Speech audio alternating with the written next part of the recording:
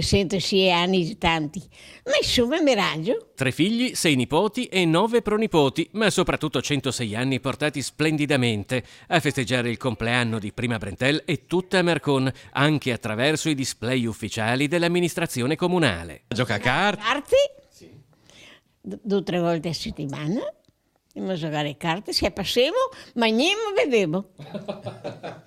Ma qual è il segreto per arrivare a 106 anni? Mangiare, bere e lavorare. Lei che mestiere ha fatto? Che mestiere fa? A contadina.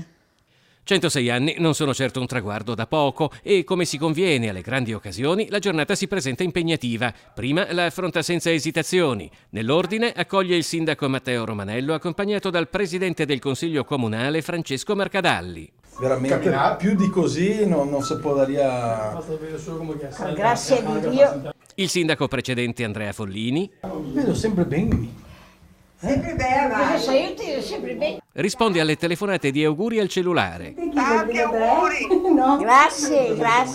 Attorno a Nerina, nella casa di San Liberale, amici e parenti. Naturalmente in prima fila i figli, anche se, dice prima, oramai sono vecchi. Lei mi dice sempre, sei vecchia. Pensa, sì, sono vecchia io di 80 anni, ma se ancora ho la mamma mi sento ancora giovane. Il marito di prima, Giuseppe, sposato nel 1938, è scomparso nel 1980.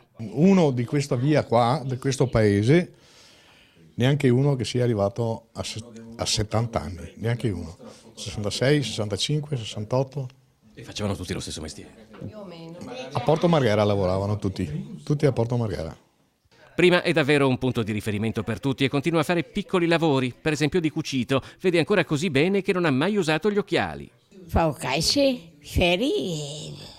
Mia ora mi porta basso qua un paio di cassi di roba mestieri e mi porta basso a me. A lei la porta.